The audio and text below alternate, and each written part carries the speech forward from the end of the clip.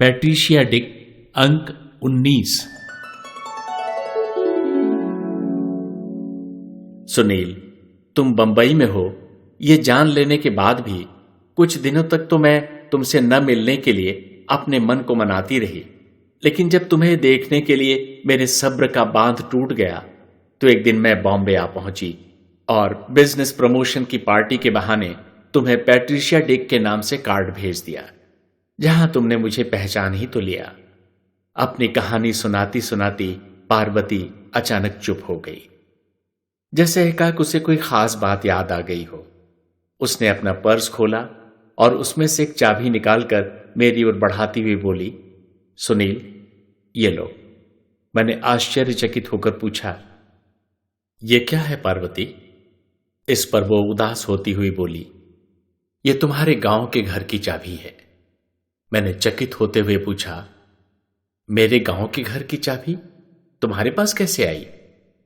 वह कहने लगी, यह एक दुखद कहानी है। जब मैं अपनी कंपनी की गिरती हुई आर्थिक स्थिति को संभालने में व्यस्त थी, उन्हीं दिनों मैं एक बैंक के जनरल मैनेजर से मीटिंग के लिए पहुंची।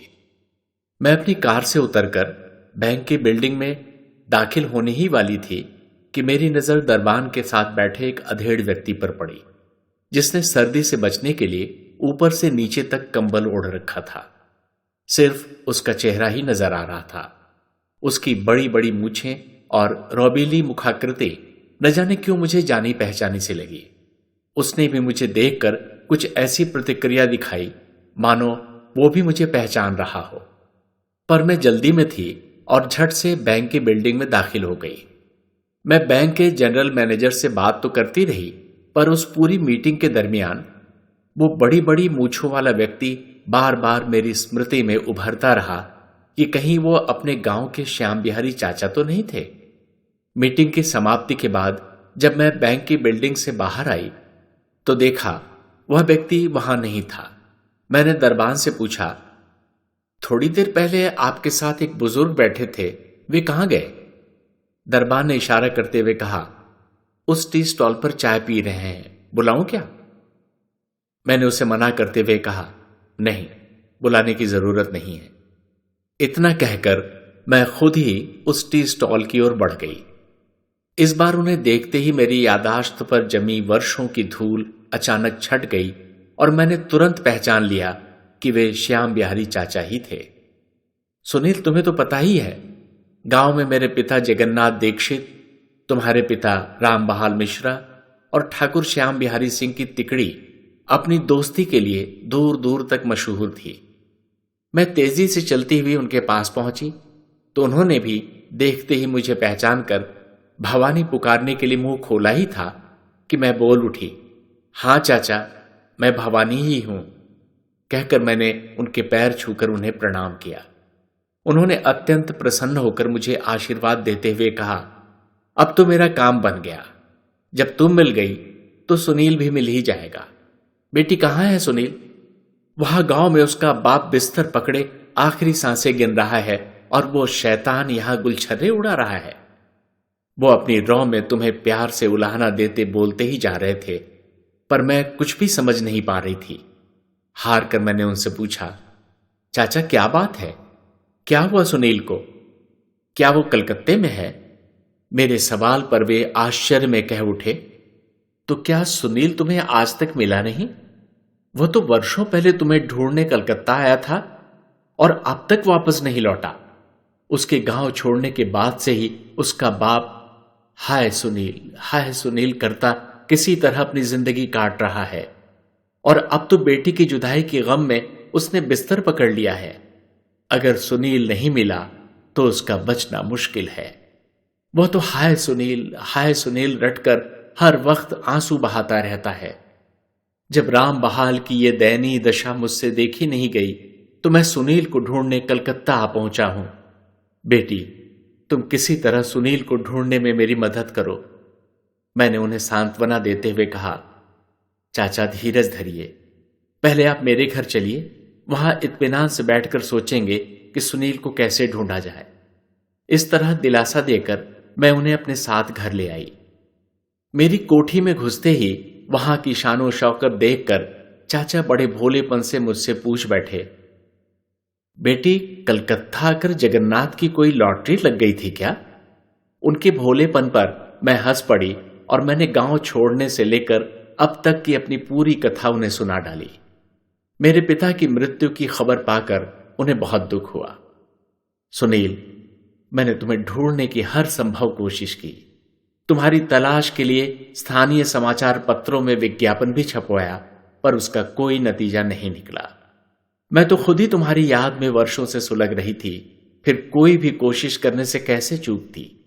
लेकिन मेरे सारे प्रयत्नों के बाद भी जब तुम नहीं मिले तो चाचा एकदम निराश हो गए और वेवल स्वर में मुझसे कहने लगे, अब तो राम बहाल का राम ही मालिक है, लगता है उसकी मिट्टी तक खराब हो जाएगी। इतना कहते कहते वे लगभग रो पड़े। उनकी ये कातर दशा देखकर अनायास ही मेरे मुंह से निकल गया, चाचा किसी हालत में उनकी मिट्टी खराब नहीं होगी। अगर उनका बेटा नहीं मिला तो उनकी बहू तो है, मैं गांव जाकर उनकी सेवा करूंगी, मैं उनका इलाज करवाऊंगी। बहू की बात सुनकर श्याम बिहारी चाचा आश्चर्य में भरकर कह उठे, बेटी तुम राम बहाल की बहू कैसे बनी? सुनील की शादी ही कहां हुई थी? उनकी इस बात पर मैंने गांव के मंदिर में हुई अपनी शादी की कथा संक्षेप में सुना दी। चाचा ने मेरी प्रशंसा करते हुए कहा, बेटी तुम्हारी जैसी पतिव्रता तो इस धरती पर ढूंढे नहीं मिलेगी। अरे पति का अता पता तक नहीं है कि वो कहां है और तुम उसका नाम जपती बैठी हो। आजकल तो इस दुनिया में अपने भी अपनों से कन्नी काटते फिरते हैं, लेकिन तुम तो सर्व संपन्न होते हुए भी अपने कंगाल ससुर की सेवा को तत्पर हो। धन्य हो तुम। उसी दिन मैंने अपनी कंपनी के सहयोगियों की मीटिंग बुलाई और उन्हें कंपनी की पूरी जिम्मेदारी देकर समझाते हुए कहा, फ्रेंड्स, मैं कुछ दिनों के लिए बाहर जा रही हूं। मुझे विश्वास है कि आपके रहते कंपनी का कोई नुकसान नहीं होगा। मैं श्याम बिहारी चाचा के साथ गांव पहुंची। सचमुच तुम्हारे पिताजी की हालत बड़ी खराब थी। वे बस तुम्हारा ही नाम रटे जा रहे थे, पर इस तकलीफ में भी वे मुझे पहचान गए।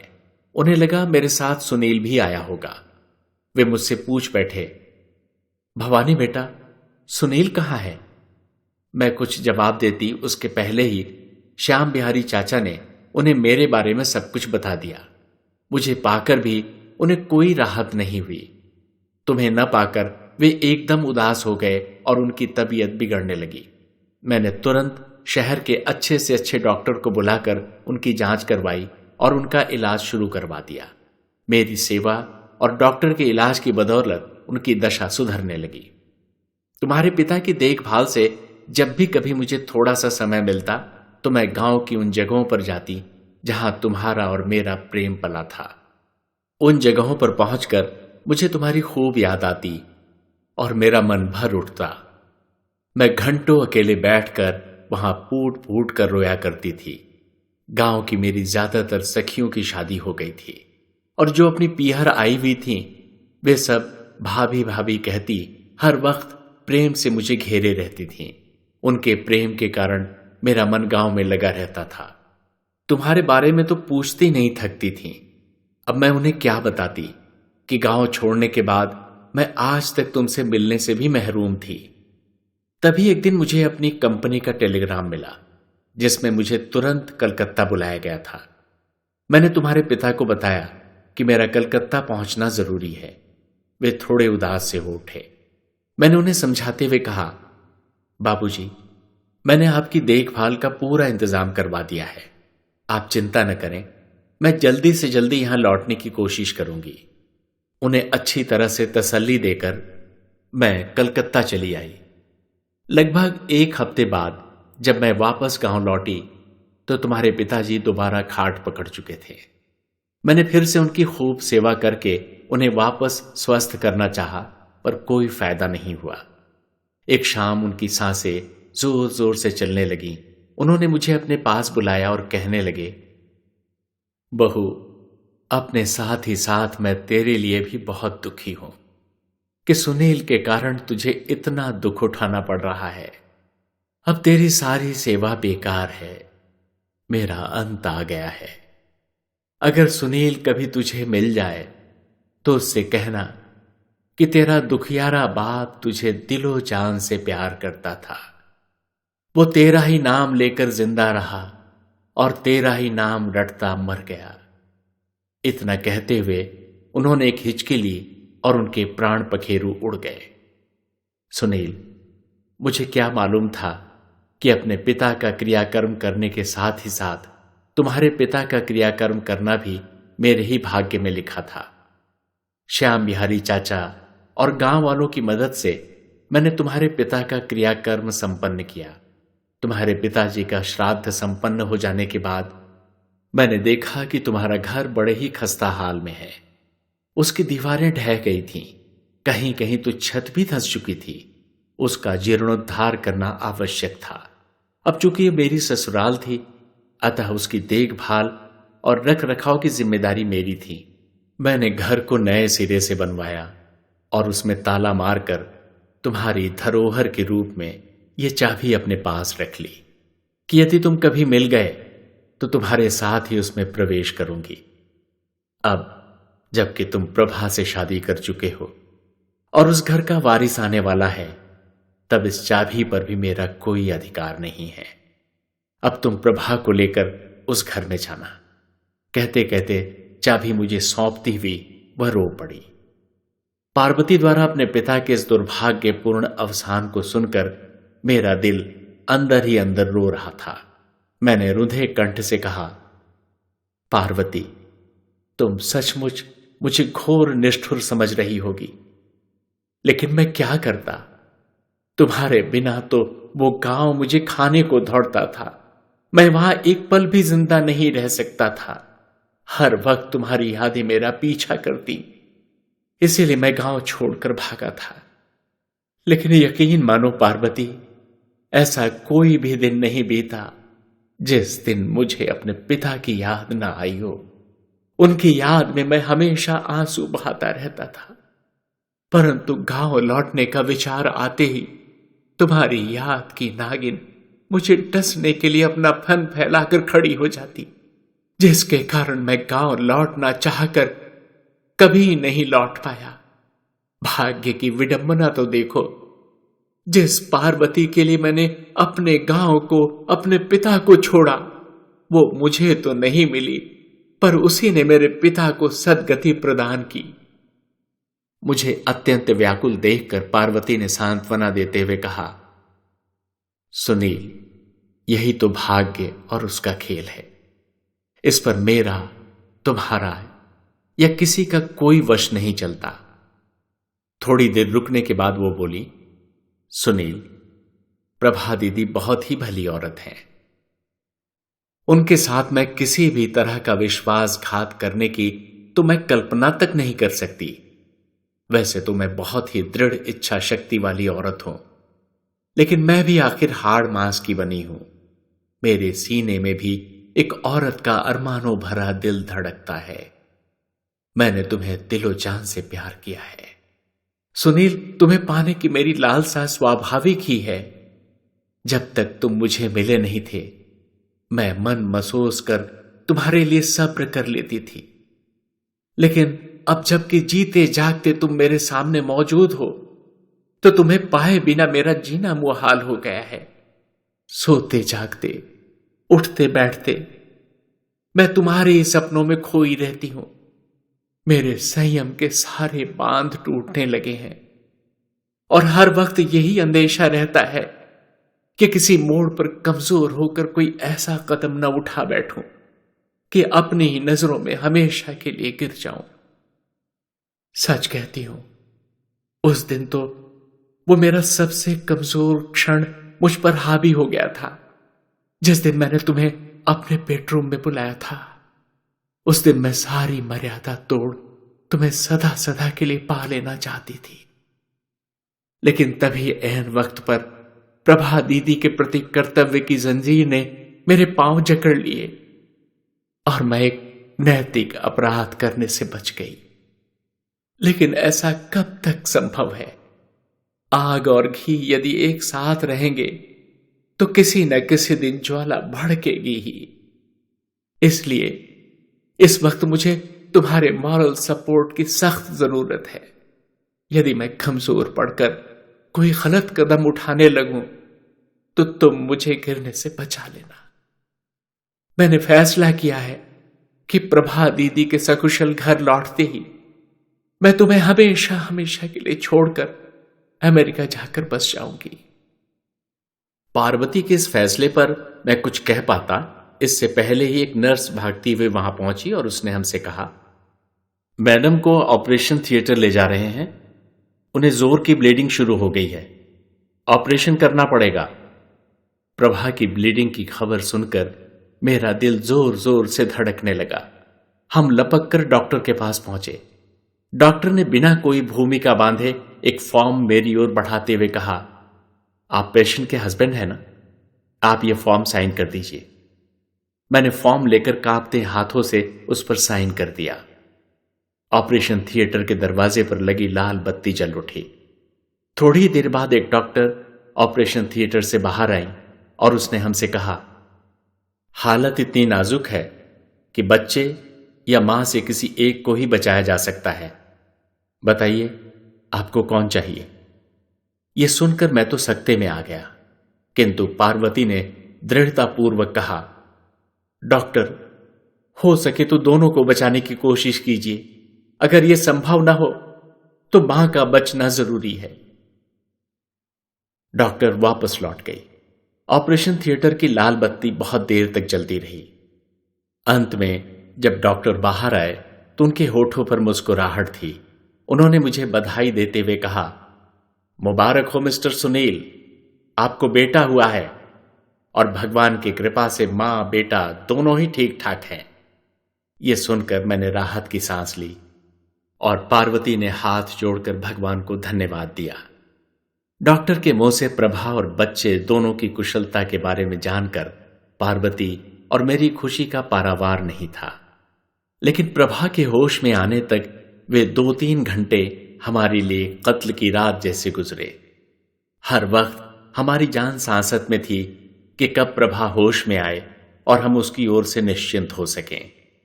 जब प्रभा होश में आई तो उसने अपनी बगल में पड़े बच्चे को रोता पाया।